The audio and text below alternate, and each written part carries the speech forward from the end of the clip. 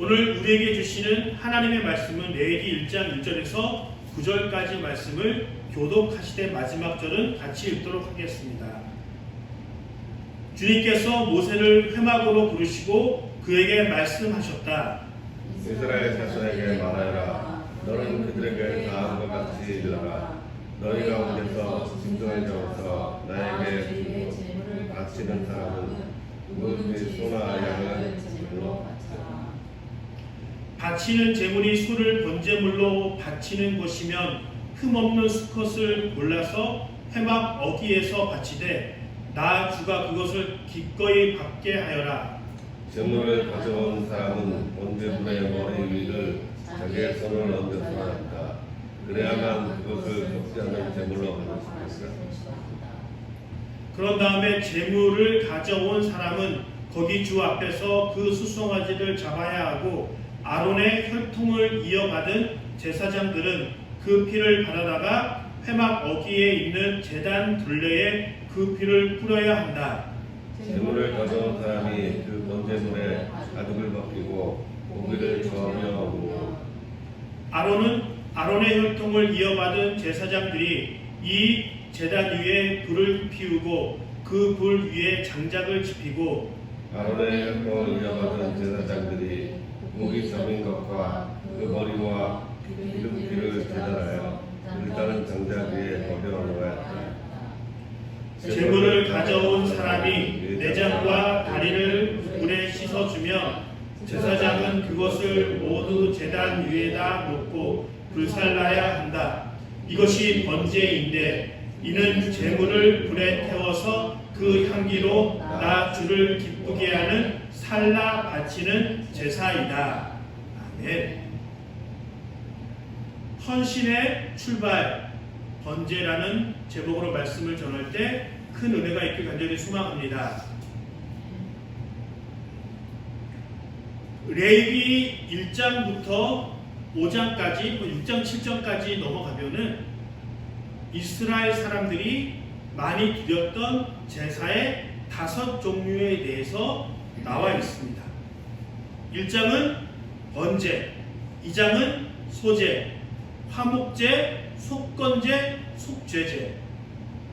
이게 어려운 것이 어떤 것은 비슷한데 하나가 틀리고 똑같은데 하나만 의미가 다르고 그렇게 하면은 우리가 그것을 낯선 부분에서 이해하고 받아들이는데 매우 어려운 부분들이 있습니다. 흔히 얘기하면 번제, 속건제, 속죄제는 오늘 본문에 나오는 소와 양과 염소와 비둘기, 이 비둘기는 집비둘기와 산비둘기로 구분되어질 수 있지만 비둘기를 하나로 놓고 본다면 4가지 제물을 드릴 수 있습니다. 그런데 이 화목제라고 하는 제사는 그 중에 한 가지만 빠져요. 그것이 무엇이냐면 비둘기만 빼고 소와 양과 염소를 가지고 제사를 지냅니다. 그리고 방식도 약간씩 다를 수 있고 의미도 다를 수 있기 때문에 이 제사의 방법과 또 그리고 하는 방식과 의미가 어렵게 다가올 수 있습니다. 그래서 우리가 어떤 것이 같고 어떤 것이 다른지, 어떤 의미가 같고 어떤 의미가 다른지 주의 깊게 살펴보아야 한다는 것입니다. 그리고 이 5가지 제사 중에서 또 3가지와 2가지를 구별해서 볼 수 있다면 내가 자발적으로 하고 싶으면 하고 하기 싫으면 하지 않아도 되는 제사, 그러니까 선택적으로 취할 수 있는 제사가 있고 내가 꼭 드려야만 되는 그런 제사도 존재합니다. 번제, 소제, 화목제는 내가 드리고 싶으면 언제든지 드릴 수 있고 한 번 드릴 수 있는 것이 아니라 아주 여러 번 반복해서 드릴 수 있는 그런 제사이고, 속건제, 속죄제는 죄를 용서하는 의미가 있기 때문에 내가 죄를 지으면 그 제사는 꼭 지내야 되는 그런 당위성을 갖고 있는 것입니다. 그러기에 이런 의미로 제사를 구분할 수 있습니다. 오늘 우리가 읽은 본문은 번제에 관련된 내용입니다. 그런데 이 번제가 이 드리는 방식이 레위 1장에 있지만 구약 성경에 보면 아주 많이 번제라는 이름을 가지고 우리에게 널리 알려진 제사들이 몇 가지가 있습니다. 무엇이 있을까요? 첫 번째, 하나님께서 아브라함에게 100세에 얻은 자기 아들 이삭을 내가 명령한 곳으로 가서 그곳에서 무엇으로 드려라? 번제로 드려라.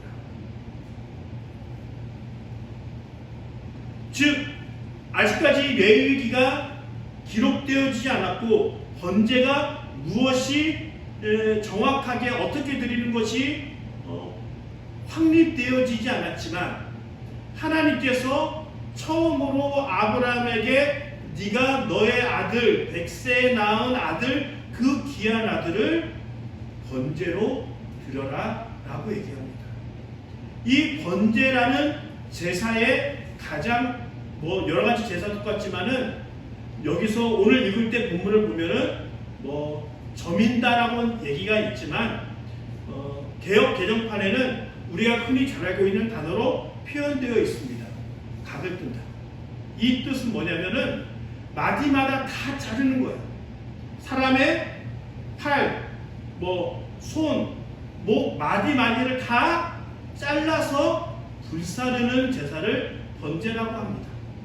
즉, 하나님께서 아브라함에게 너의 아들 이삭을 번제로 드리라고 말씀하신 것은 단순히 죽여서 그냥 제사를 지내는 것이 아니라 자기가 사랑하는 아들을 죽이고 칼이나 도끼로 다 잘라서 각을 떠서 불로 태우는 일을 하라고 하신 거예요. 그렇다면 그 제사, 비록 그것이 실천되어지지 않았지만 하나님께서 어떤 의미로 이 아브라함에게 그의 아들 이삭을 번제로 바치라고 말씀하셨을까요? 아마도 네가 100세에 얻은 아들 이삭과 나 하나님을 어떻게 생각하느냐, 명령했을 때 너의 아들조차도 포기할 수 있느냐, 헌신과 믿음을 볼 수 있는 계기로 번제를 요구하셨던 것을 볼 수 있습니다. 그리고 또 이 번제는 우리가 너무나도 유명하고 또 일반 사람들, 교회를 다니지 않는 사람들도 알 수 있을 만큼의 위대한 제사에 또 한 번 사용되어집니다. 그것이 무엇이냐면 솔로몬이 왕이 되고 우리가 흔히 알고 있는 번제. 우리가 흔히 알고 있을 때 솔로몬이 성전을 완공시키고 나서 일천번제를 드렸구나 라고 착각할 수 있는데 그렇지 않아요. 아직까지 성전이 완공되어지지 않았고, 그래서 솔로몬이 왕이 되고 자기를 위협하는 많은 세력을 정리하고 해결한 다음에 자기의 왕권이 굳건하게 섰을 때 기브온 산당이라는 곳에서 일천번제를 드립니다.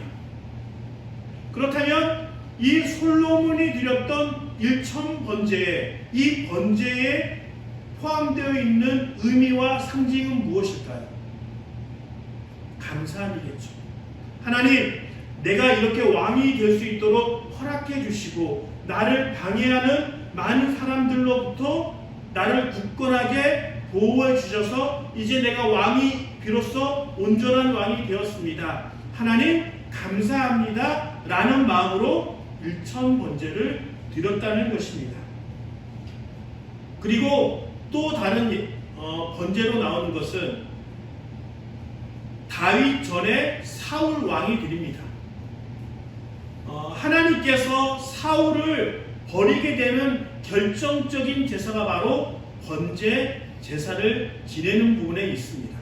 그것이 무엇이냐면 이제 블레셋과 사울이 이스라엘이 전쟁을 시작해야 되는데 제사를 지내줄 사무엘이 너무 늦게 오고 언제 올지 모르는 상황이 있는 거예요.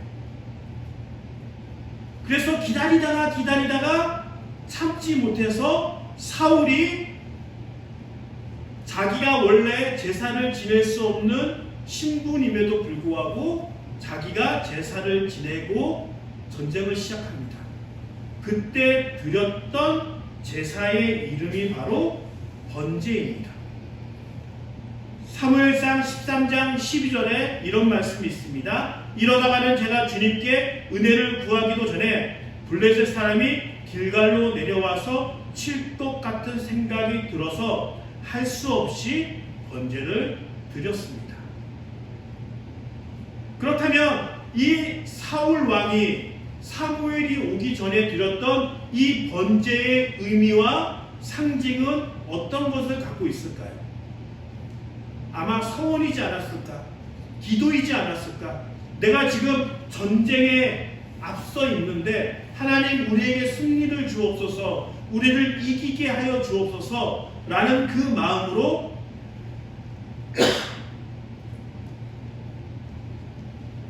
번제를 드렸을 것입니다.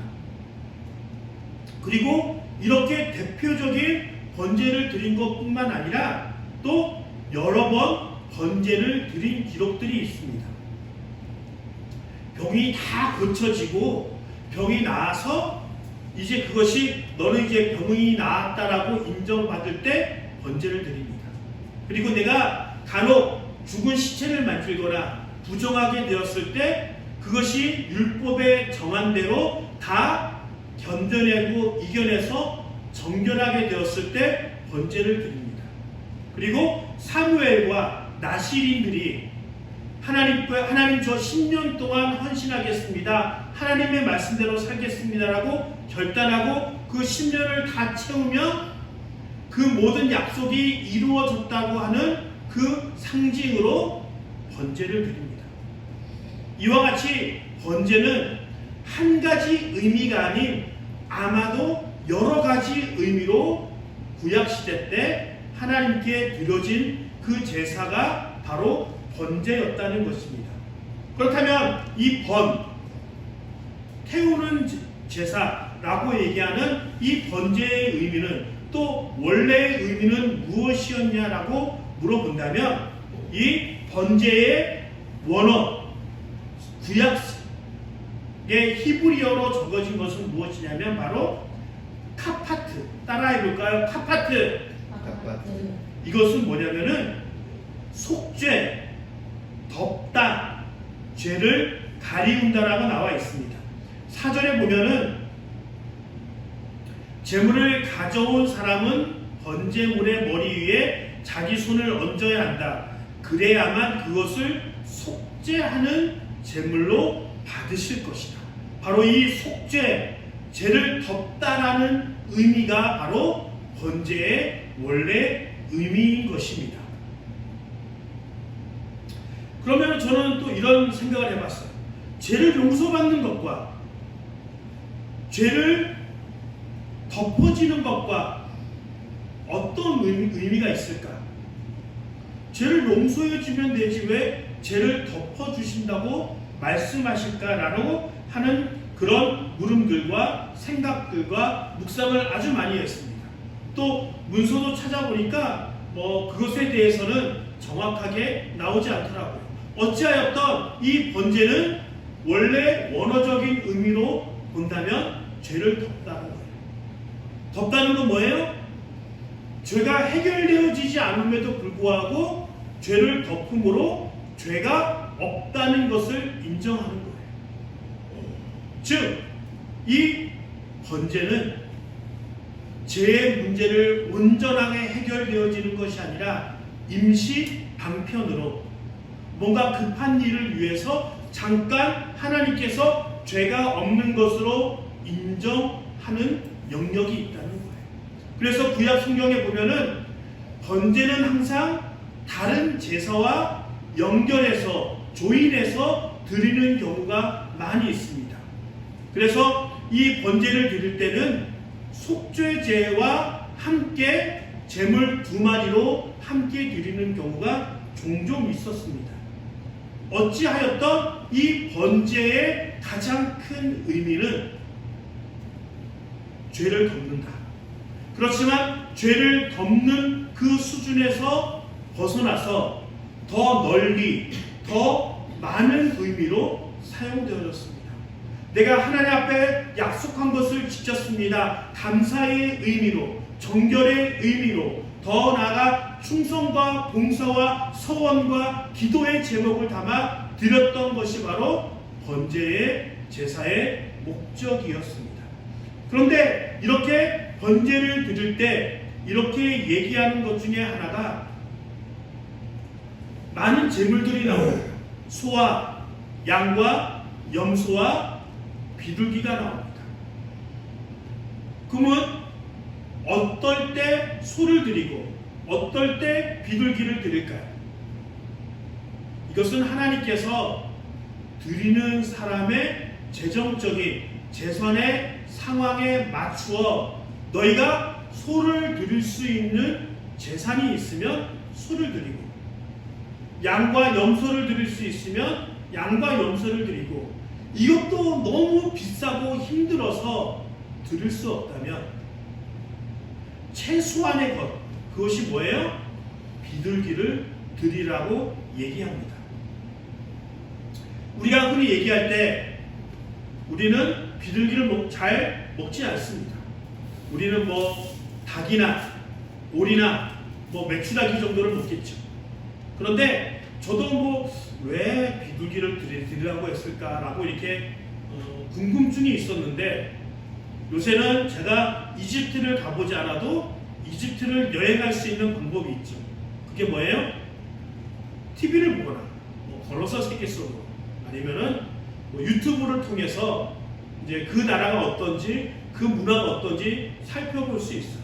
그런데 그게 딱 기억이 나는 거예요. 이집트에 갔을 때 여행 유튜버가 비둘기 고기를 먹는 걸 봤어요. 그리고 일반 집 위에 비둘기를 사육하는 것을 본 적이 있습니다. 즉 아직까지 중동에서는 비둘기를 우리가 닭을 요리하듯이 먹는 문화가 있다는 거예요. 그래서 이런 모양으로 비둘기를 먹는 문화가 있었습니다.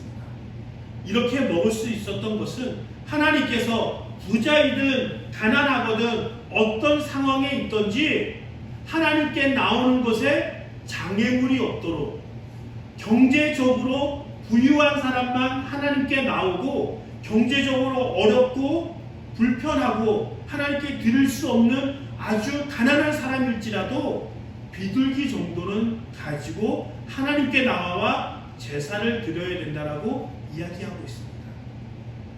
근데 하나님은 돈 없는 사람들, 가난한 사람들은 그럼 아무것도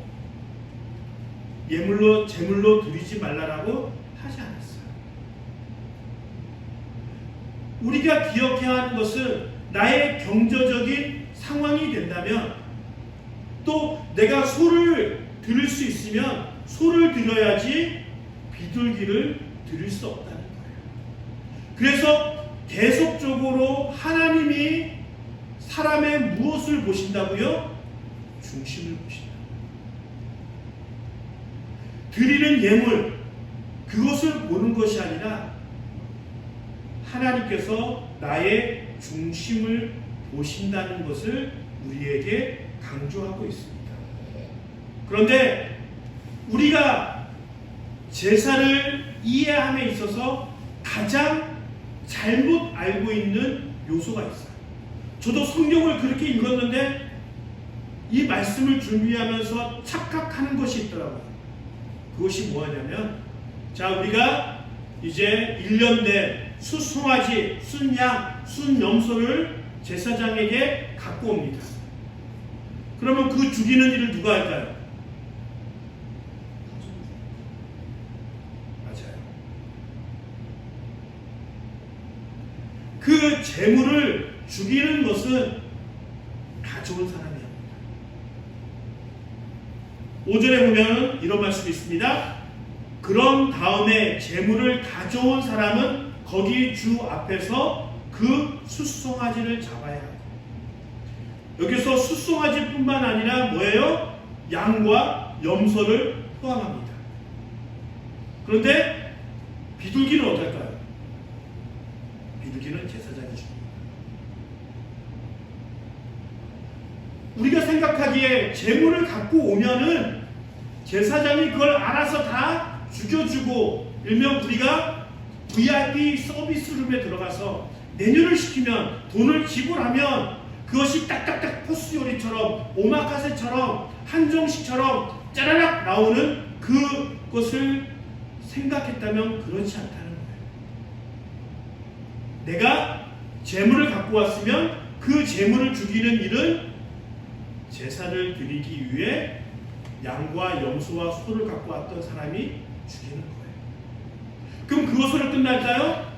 6절에 보면 제물을 가져온 사람이 그 번제물의 가죽을 벗기고 고기를 점여 놓으며, 이 점여라고 하는 단어는 각을 뜬다, 마디마다 자른다는 거예요. 자, 죽이는 것도 누가예요? 제물을 갖고 온 사람. 그리고 그 번제물을, 죽인 번제물을 가죽을 벗기고 고기를 다 자르는 일들은 누가예요? 제물을 갖고 온 사람이 합니다. 그리고 마지막으로 제물을 가져온 사람이 내장과 다리를 물에 씻어주며, 즉 1년 된 송아지와 양과 염소를 데리고 옵니다. 그러면 이제 제사장이 이것이 흠없는지 흠이 있는지 없는지를 검사해 줍니다. 그래, 이거는 흠이 없는 거야 라고 그렇게 정해주면 이제부터 그 제사를 드리기 위해 온 사람이 죽이고, 그리고 각을 뜨고 가죽을 벗기고 물로 씻어서 제공하는 거예요. 그렇다면 제사장은 어떨까요? 5절에 보면은 그 피를 받아다가 회막 어귀에 있는 제단 둘레에 그 피를 뿌리고, 제사장은 피를 받아다가 그 피를 어떻게 해요? 제단 둘레에 뿌리는 거. 그리고 아론의 혈통을 이어받은 제사장들이 제단 위에 불을 피우고 그 불 위에 장작을 지피고, 한마디로 그 고기를 태울 수 있는 불을 어떻게 하는 거예요? 만드는 거예요. 불을 지피고 만드는 거예요. 그리고 8절에 보면 아론의 혈통을 이어받은 제사장들이 고기 점인 것과 그 머리와 기름을 제단 위에 불타는 장작 위에 버려 놓아야 한다. 다 씻고 깨끗하게 분리된 것을 장작 위에 놓으면 한마디로 이동시키는 거겠죠. 제사는 풀코스 서비스가 아니에요. 생각해 보십시오.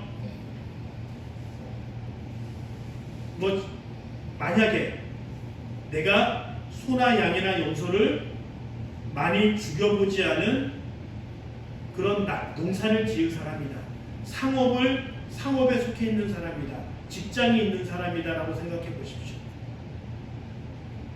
소를 죽이는 게 힘들까요? 어려울까요? 소를 한 방에 죽이는 게 매우 어렵겠죠. 소를 양이나 염소를 죽이다 보면 발버둥 치다가 잘못 내리 찍으면은 다른 데가 터지고 물이 터지고 피가 막 콸콸콸 쏟아지며 그 제물을 죽이는 사람은 어떻게 어떻게 돼요? 피로 온전히 자기 몸이 완전히 더럽혀지게 지. 소나 양이나 염소를 각을 뜨는 거 생각해 보십시오.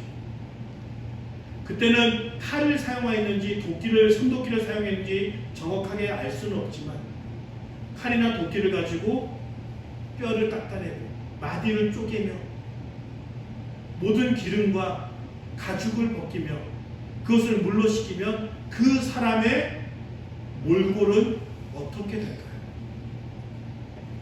온몸은 피로 묻어있고 기름과 골수액이 그 몸을 완전하게 뒤덮었을 거예요.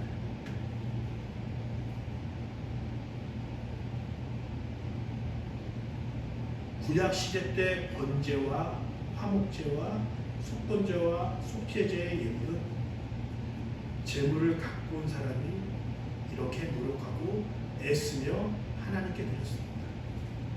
그런데 중요한 것은 여기서 끝나지 않아요. 내가 만약에 목동이었다면, 목양을 한다면 새끼 소가 태어났습니다. 너무 예뻐요. 그럼 어떻게 해요?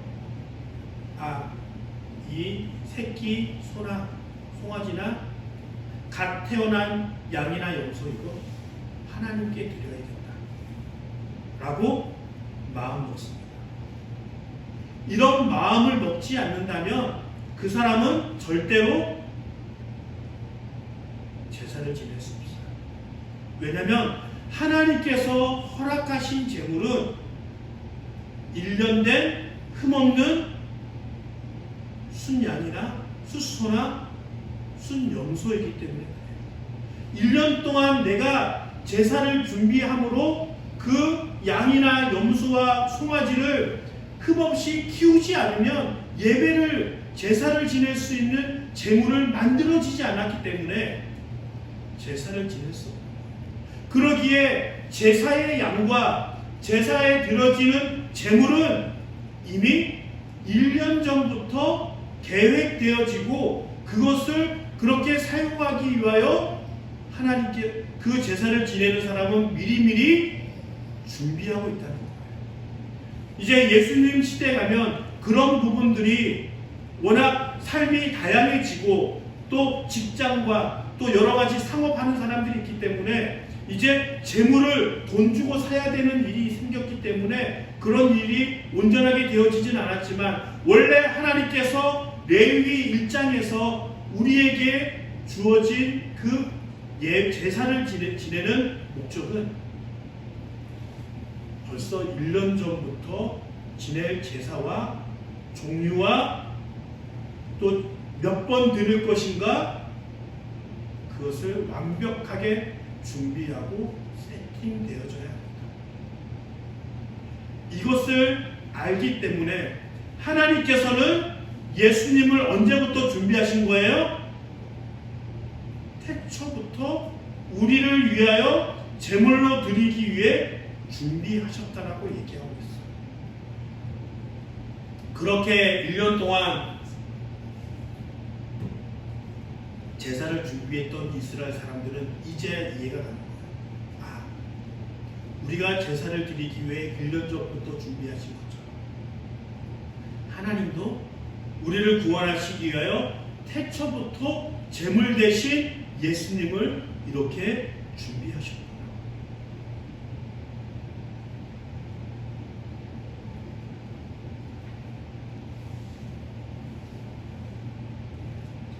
지금 제사와 그때의 제사와 지금의 예배가 같다라고 얘기하면 그것은 잘못된 것입니다.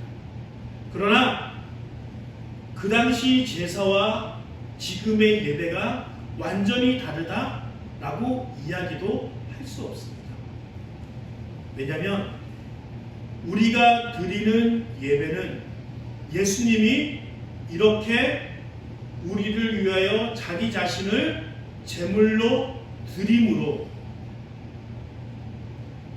죽으셨기 때문에 우리는 예배를 드릴 수 있는 거예요.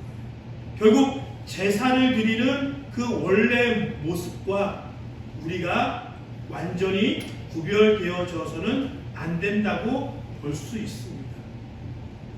그러기에 우리가 기억해야 할 것은 이 제사를 드리기에 최선을 다했던 사람들이 있어요. 1년 전부터 좋은 아주 예쁜 양이나 염소와 송아지가 태어나면 그것을 구별해서 아주 정결하고 아주 상처 없이 깨끗하게 키웁니다. 1년 동안. 그리고 제사를 지내왔음에도 불구하고 제사장들은 최소한의 일만 하지만 어떻게 해요? 제사를 드리기에 온 사람들은 죽이고 각을 뜨고 가죽을 벗기고 물로 씻기는 그 힘들고 어려운 과정들을 이겨내고 실천하게 됩니다.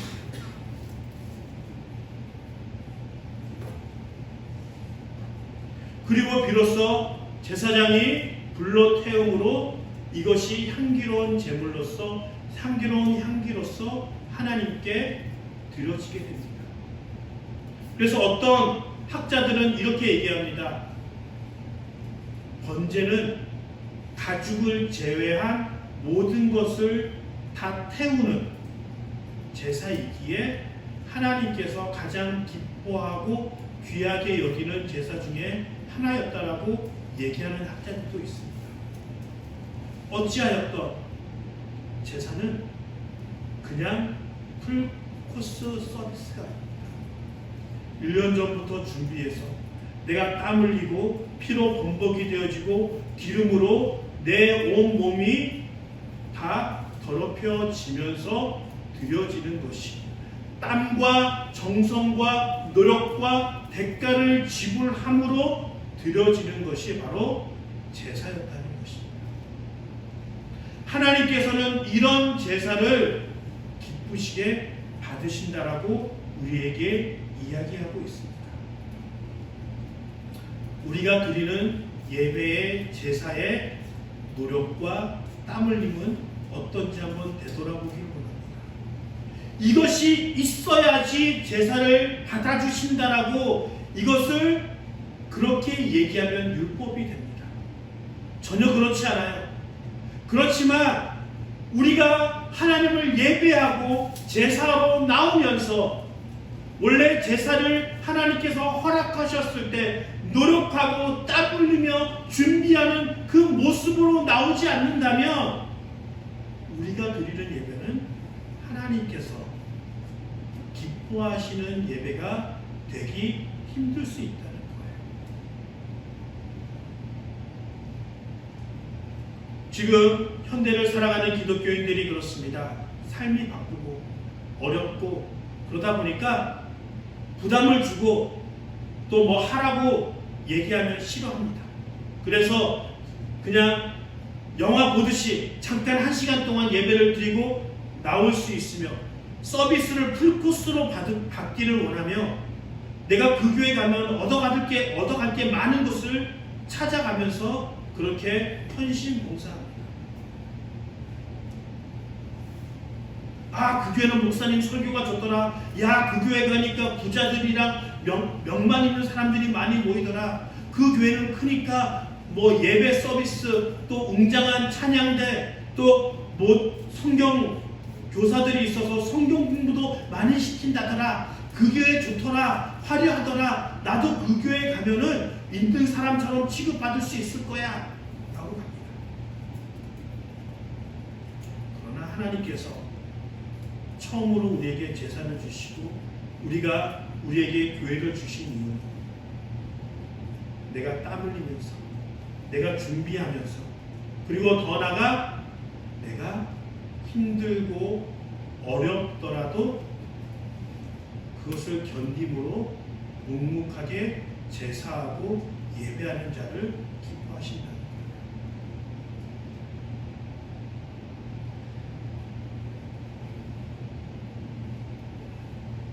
회복이라는 것이 있어요. 회복은 내가 아무것도 안 하고 그냥 가만히 있고 그냥 잠만 잔다고 해서 회복되지 않습니다. 사람의 회복은 내가 가치 있다라고 느껴질 때 진정한 회복이 돼요. 그래서 힘들고 어렵더라도 사람들이 봉사하고 고아원 가고 양로원 가서 봉사하는 이유가 거기에 있습니다.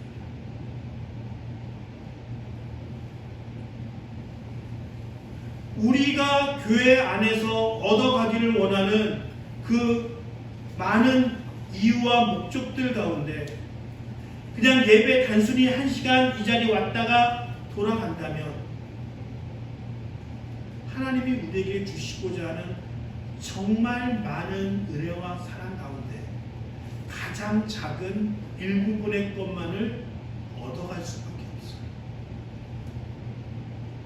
만약에 우리가 예배를 일주일 동안 사랑하고 사모하고 준비한다고 생각해 봅시다.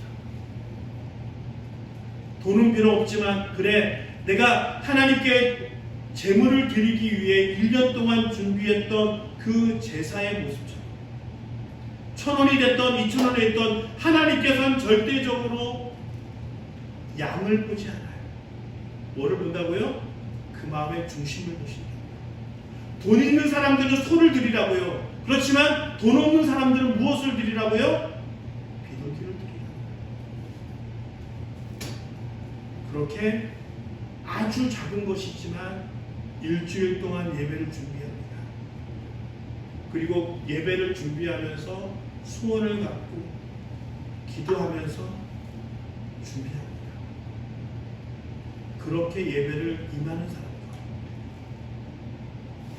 생각 없이 살다가 그냥 주일이 왔기 때문에 앉아서 예배 드리는 자의 그 앉아서 예배 드리는 자와 은혜가 어떤 사람에게 더 하나님께서 부어주실까요?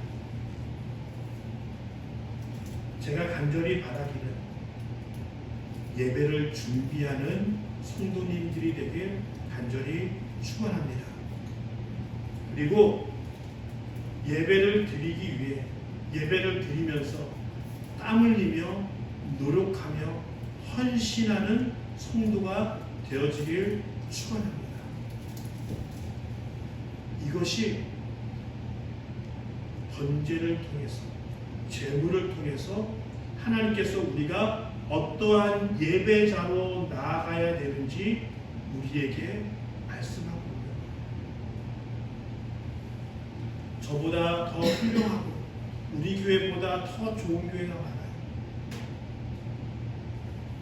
그런데 그 좋은 것 때문에 은혜 받지 않아요. 저랑 비교할 수 없을 정도로 설교를 잘하는 목사님도 계시지만 그 가운데 은혜를 못 받는 사람도 있어요. 중요한 것보다 상한 마음을 가지고 중심을 가지고 하나님께서 내 교회라고 허락하신 그곳에 나와서 예배를 드리면 예배자와 의리의리한 건물과 찬양대와 상관하지 않고 하나님께서 우리에게 물붓듯이 부어주시는 은혜가 우리가 임할 것입니다. 할렐루야.